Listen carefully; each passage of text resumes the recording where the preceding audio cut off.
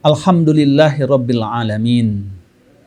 Wa bihi nasta'inu ala umri dunya waddin. Asyhadu an la ilaha illallah wahdahu la syarikalah wa asyhadu anna Muhammadan abduhu wa rasuluhu wa ba'du. Qala Allah ta'ala fil Qur'anil Karim. A'udzu billahi minasyaitonir rajim. Ya ayyuhalladzina amanu taqullaha wa qulu qawlan sadida yuslih lakum a'malakum wa yaghfir lakum dzunubakum.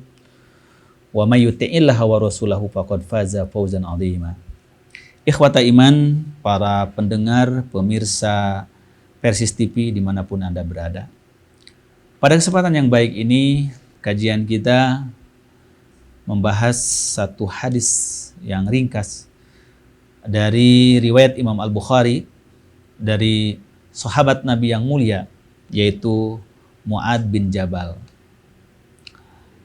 Suatu saat Mu'adz bin Jabal dibonceng oleh Rasulullah Shallallahu Alaihi Wasallam di atas seekor keledai. Maka ketika di atas keledai itu Rasulullah memanggil, "Ya Mu'adz." Qala, "Labbaika ya Rasulullah wa sa'daika." Ya, aku memenuhi panggilanmu wahai Rasulullah dengan segala senang hati. Tetapi Rasulullah tidak melanjutkan panggilannya.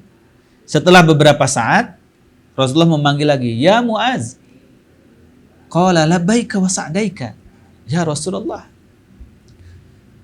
Tetapi Rasulullah tidak melanjutkan perkataannya.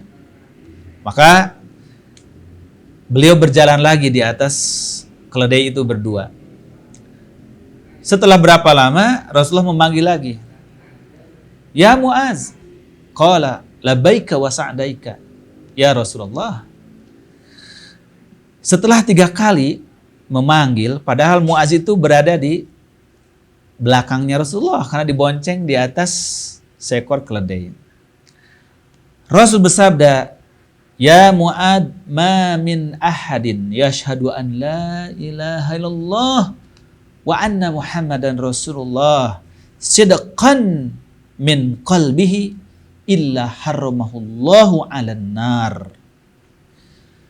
Wahai Mu'adz, ketahuilah, siapa saja orang yang mengatakan, bersaksi bahwa tidak ada Tuhan kecuali Allah, dan bersaksi bahwasanya Muhammad adalah utusan Allah dengan benar-benar dari lubuk hatinya, maka niscaya Allah haramkan kepada orang tersebut neraka.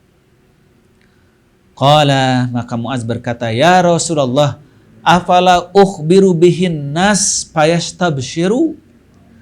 Wahai Rasulullah, bolehkah jika kabar gembira ini aku beritakan kepada manusia biar mereka semuanya gembira? Karena dengan mengucapkan syahadat, mereka semuanya diharamkan dari neraka dan berarti mereka wajib masuk surga. Apa sabda Rasulullah? Qala idzan yattakilu. Kata Rasulullah, kalau kamu beritahukan itu kepada semua orang, nanti manusia malah bersandar kepada kata-kata itu. Maka ketika Mu'adz bin Jabal akan wafat, sebagaimana sudah saya ceritakan dalam kajian sebelumnya, bahwa Mu'adz bin Jabal wafatnya itu sakit keras karena ta'un, amawas. Nah, maka ketika beliau akan wafat terserang penyakit ta'un amawas, dikumpulkan keluarganya dan para sahabatnya. Maka beliau menceritakan hadis ini yang beliau simpan sepanjang hidupnya sebagai pemberitahuan dari Rasulullah SAW. Ikhwah rahimani wa rahimakumullah, banyak sekali pelajaran dari hadis yang mulia ini. Namun dari sekian pelajaran yang banyak ini, ada beberapa hal yang sangat penting yang terkait dalam kehidupan kita beragama, dalam kehidupan kita dalam menuntut ilmu. Begitu pula dalam kehidupan kita berinteraksi sosial bermasyarakat. Pertama apa? Di sini menerangkan betapa Rasulullah Shallallahu Alaihi Wasallam itu seorang pemimpin yang amat akrab, amat dekat, merakyat dengan umatnya. Bahkan beliau tidak canggung-canggung, itu berboncengan di atas keledai. Keledai itu kalau di masa Nabi itu adalah kendaraan yang kurang terhormat. Karena kendaraan yang itu kuda yang hebat. Kuda yang besar, yang terawat, yang terlatih. Yang kedua adalah kuda biasa. Kemudian unta jantan yang besar, yang gemuk, yang gagah, yang terlatih. Baru itu adalah keledai. Nah, Rasulullah SAW naik keledai. Dan beliau membonceng sahabatnya itu Mu'adz bin Jabal. Menggambarkan betapa dekatnya Rasulullah kepada umatnya, kepada rakyatnya. Kebersahajaan Rasulullah bukan dibuat-buat. Bukan pencitraan, tapi memang Rasulullah memilih sikap hidup yang amat sederhana itu. Di satu sisi juga adalah bagaimana kedudukan Mu'adz bin Jabal di hadapan Rasulullah. Karena nggak sembarang orang yang bisa diajak berboncengan dengan Rasulullah SAW. Kecuali orang yang memang punya kedudukan yang istimewa di hadapan Rasulullah SAW. Yang ketiga dari hadis ini menerangkan apa? Menerangkan bagaimana Rasulullah sebagai Nabi, sebagai Rasul, sebagai pendidik mengajar sahabatnya, murid-muridnya itu di mana saja, kapan saja. Dan mengajar sambil berboncengan di kendaraan itu adalah sangat luar biasa. Bayangkan ya mas sekalian, kalau kita sebagai guru, sebagai ustaz, kita mengajak murid kita, jamaah kita, santri kita, siswa kita, mahasiswa kita naik motor, lalu di perjalanan diajak bicara, ngobrol. Yang sangat penting, obrolan itu akan tersimpan kuat di memori santri kita, mahasiswa kita, jamaah kita. Karena merasa terhormat bagaimana ia dibawa oleh sang guru, pujaannya, yang diidolakannya, yang dibanggakannya, itu diajak berboncengan, berdua, lalu diberikan nasihat-nasihat yang sangat pribadi, luar biasa. Kalau kita ingin mencoba silakan, kalau kita punya santri yang nakal, punya mahasiswa yang nakal, tidak perlu dimarahin, tidak perlu disangsi, tidak perlu diberi hukuman, ajak naik motor kita berdua. Insya Allah 2-3 kali perlakuan begitu akan berubah itu santri, itu murid, itu mahasiswa kita. Ini Rasulullah cara mengajari sahabat. Dari hadis ini pula, apa pelajaran yang penting yang keempat? Bahwa Rasulullah SAW memberikan sebuah pengajaran. Itu tidak hanya mempertimbangkan pentingnya materi itu, tidak hanya mempertimbangkan momen yang penting, situasi yang penting, tapi juga memilih orang yang tepat untuk mendapatkan pengajaran yang sangat penting. Di mana Rasulullah mengatakan tentang keagungan, tentang keutamaan kalimat tauhid.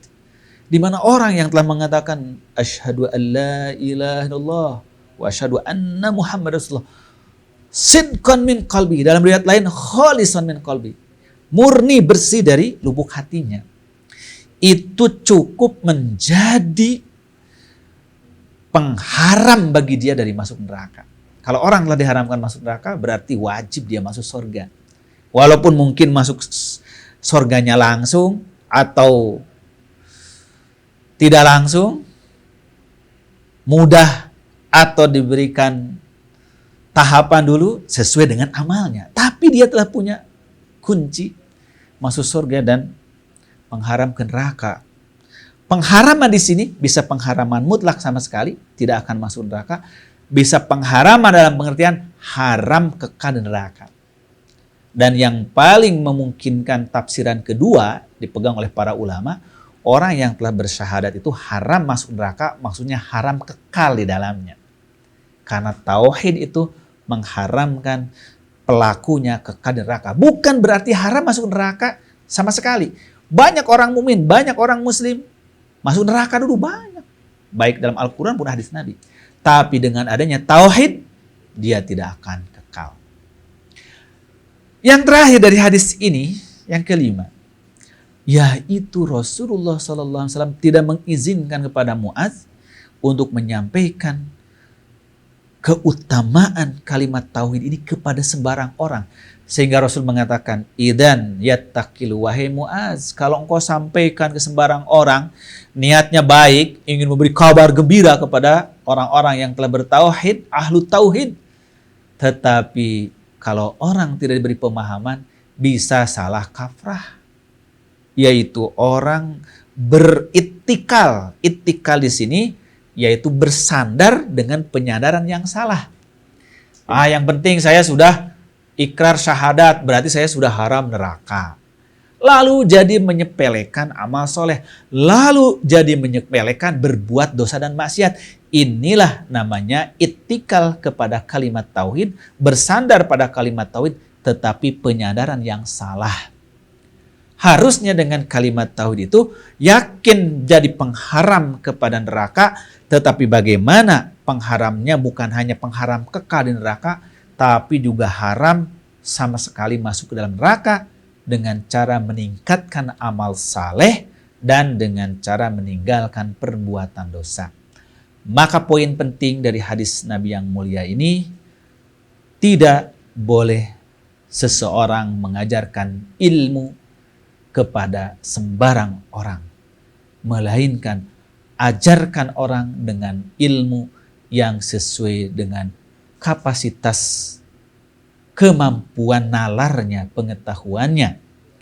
Kalau orang sudah sampai kepada kapasitas kemampuan nalar dan pemahaman yang benar, barulah ilmu itu wajib disampaikan. Maka bukan menyembunyikan ilmu. Kalau seorang alim tidak menyampaikan suatu ilmu penting pada seseorang, tetapi dia menangguhkannya sampai orang itu mencapai derajat yang bisa memahami secara benar dalil dari agama tersebut. Inilah ikhwah fillah rahimakumullah yang dapat kita ambil pelajaran berharga dari hadis Nabi yang mulia ini. Semoga kita menjadi bagian dari orang-orang yang mengamalkan ilmu Rasulullah Sallallahu Alaihi Wasallam, mengajarkan yang hak dalam kesempatan dan momen yang hak, begitu pula kepada objek yang hak. Akhirul kalam, subhanakallahumma bihamdik, asyhadu an la ilaha illa anta, astaghfiruka wa atubu ilaik. Allahu ya'khudhu bi'aidina ila ma fihi khairun lil islami wal muslimin. Wassalamualaikum warahmatullahi wabarakatuh.